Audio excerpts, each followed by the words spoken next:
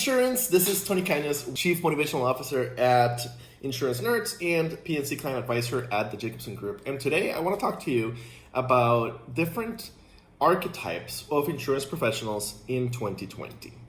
And this is based on an article from 2017 when I'm updating it with this video. And the archetypes come from people that schedule time at ChatWithTony and then have career conversations with the lost call center rep. Generally, call center reps have fallen into the industry by accident, and they never thought they'd work in insurance. And I realize that's very similar to many of us in insurance. We never realized we would work in insurance.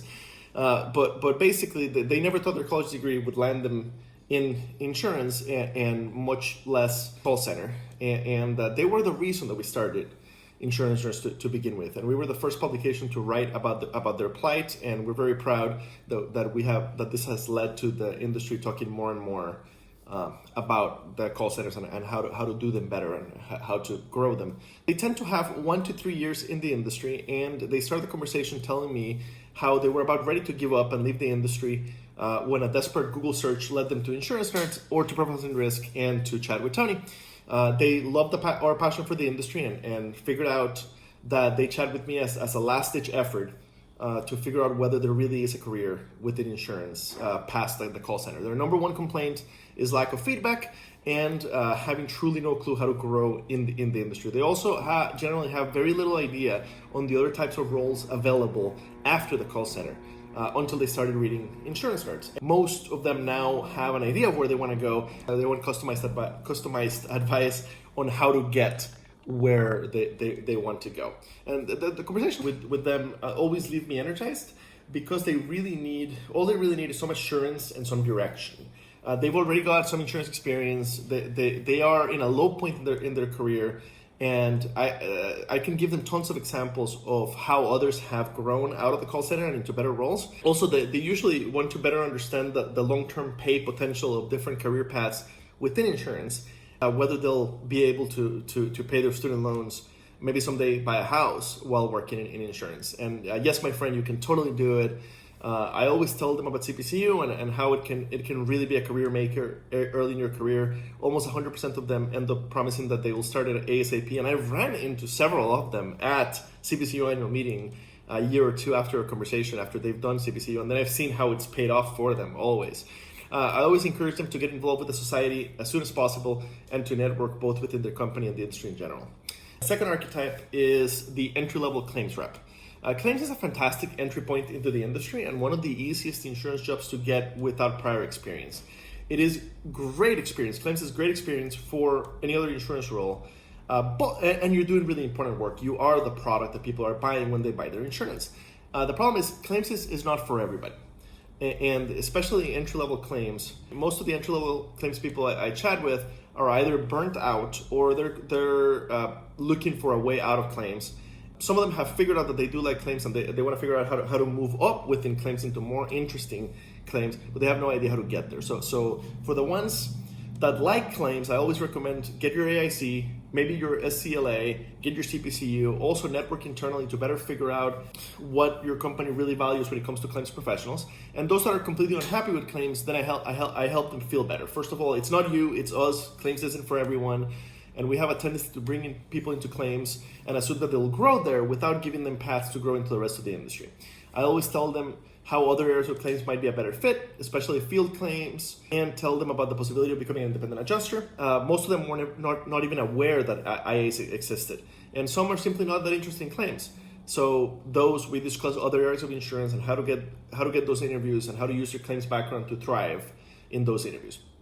Number 3 is the RMI student. So I find it very interesting that RMI students call because they've got the just amazing futures, and they generally by the time they call me, they know that they're about to jump into basically mid-level roles in the industry compared to what anybody without an RMI degree is going to start at.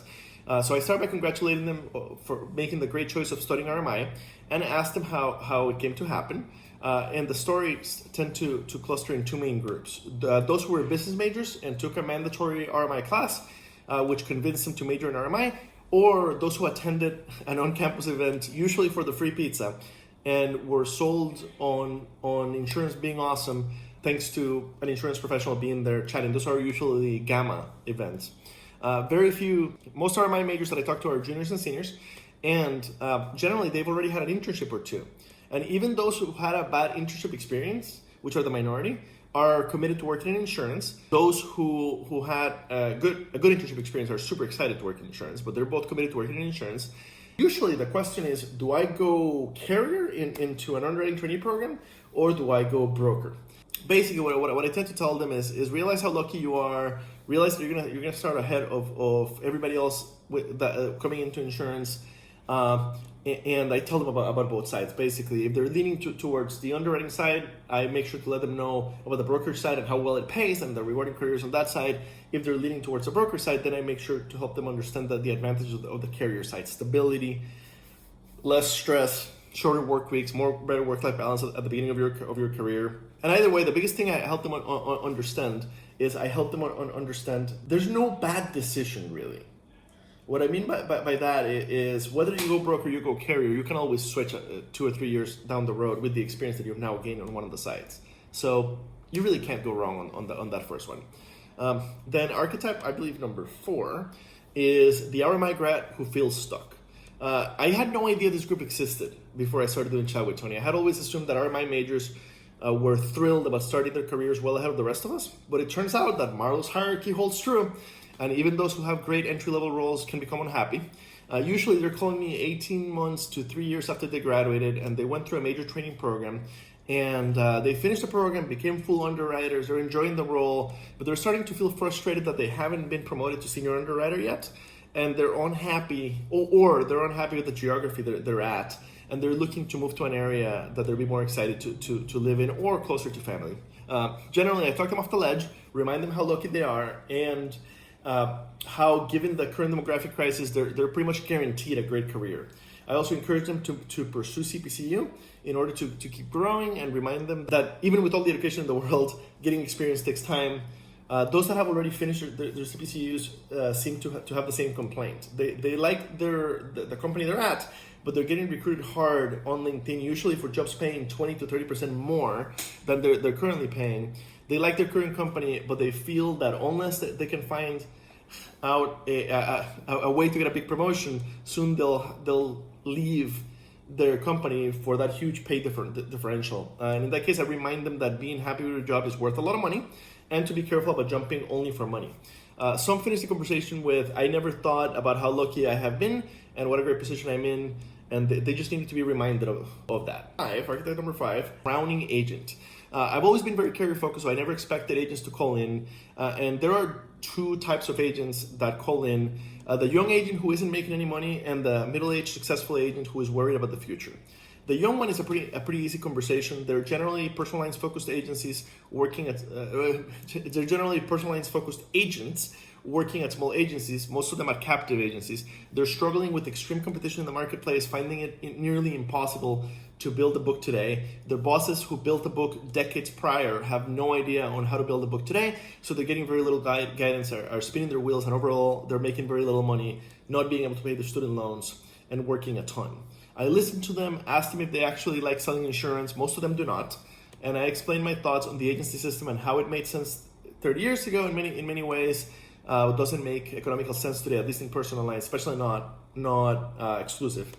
And I tell them how it's better on the carrier side, give them some ideas on how to make the transition. For those that do like selling insurance, I strongly recommend moving to a larger brokerage and focusing on commercial lines. I explained that it takes 5 to 10 years to build a solid book that they can make amazing money if they make it. Those conversations have made it crystal clear to me that something has to give sooner or later on the personal lines agency side of the business. More videos coming about that. Young agents are having a much harder time building a book today compared to before. Geico and Progressive, etc., commoditized the selling of personal lines insurance and made it mostly a price-based game. I almost never get calls from commercial lines brokers, which confirms my thoughts that in commercial lines things are going well, and those who make it are very happy, too busy writing business to call me for career advice. So tune in tomorrow for the second part of the video. TC out.